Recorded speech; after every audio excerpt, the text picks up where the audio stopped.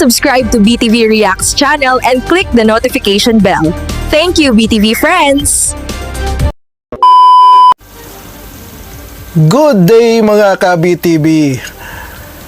Nako po mga ka-BTV, nagpalabas ng advisory ang ICI.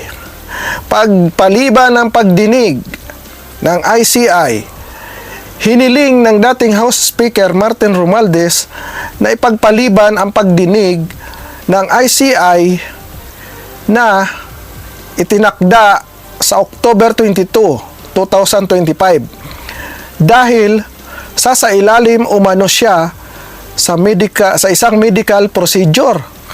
Ito na po mga ka-BTV ang sinasabi ko, di ba? Ito na po ang mga basic move ng mga politikong nasasangkot sa korupsyon.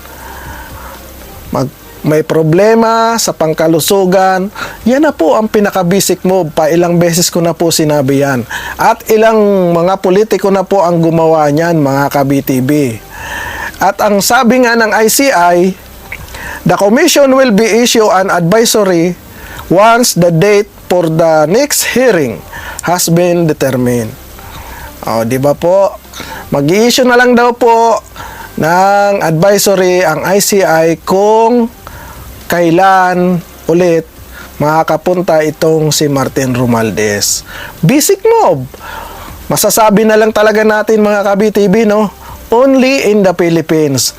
Basic move, may problema sa health ang mga nasasangkot na politiko sa korupsyon. Only in the Philippines. Bye-bye! Please subscribe to BTV Reacts channel and click the notification bell. Thank you, BTV friends!